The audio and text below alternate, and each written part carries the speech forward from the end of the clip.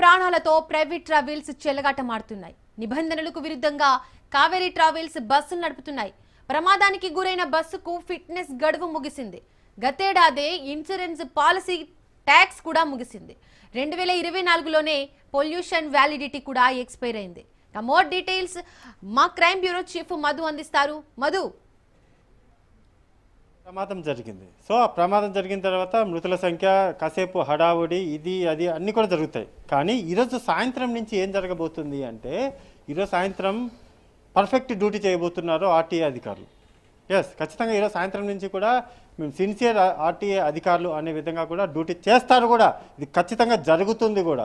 ఇంకా ఆర్టీఏ అధికారులు రోడ్ల మీదకి వస్తారు. ఇంకా సాయంత్రం పూట ప్రతి ట్రావెల్స్ బస్సుని ఫిట్నెస్ చెకింగ్ చేస్తారు. పలానా ఇన్ని బస్సులను మేము సీజ్ చేశామని చెప్తారు. ఇంకా మొత్తం ఇంకా ఎలా అంటే ఒక పూర్తి స్థాయిలో వావ్ ఏమన్నా అద్భుతంగా పనిచేశారా అనే విధంగా కూడా కటింగ్ అయితే ఇస్తారు, స్టైల్ అయితే చేస్తారు. ఇది ఖచ్చితంగా ఈరోజు సాయంత్రం జరగబోతుంది.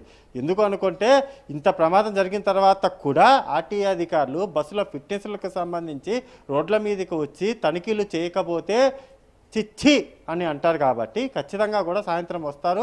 వచ్చి దానికి సంబంధించినటువంటి తనిఖీలు మాత్రం అయితే చేసి ఆ తరువాత బస్సులు కూడా సీజ్ చేయబోతున్నారు. కాబట్టి ఇదేదో ముందే చేసి ఉంటే ఈరోజు ఈ ప్రమాదం జరిగేది. ఓకే, అది ఆర్టీఏ అధికారులు తప్ప, లేకపోతే ప్రైవేట్ ట్రావెల్స్ యాజమాన్యాలది తప్ప, ఎవరిది తప్ప అంటే మాత్రం తప్పు ఒకరిది లేకపోతే వీరిది అని చెప్పలేము. ఖచ్చితంగా తప్పు రెండు వైపులా ఉంటుంది. వీళ్ళు తనిఖీలు చేయకపోవడం వల్ల మమ్మల్ని కూడా తనిఖీలు చేస్తాను వీళ్ళు అనుకోవడం, లేకపోతే ప్రైవేట్ ట్రావెల్స్ వాళ్ళు మా డబ్బులు కావాలి, మాకు ఫిట్నెస్లు అవసరం లేదు అనుకొని వాళ్ళు కూడా పట్టించుకోకుండా పోవడంతో ఇటువంటి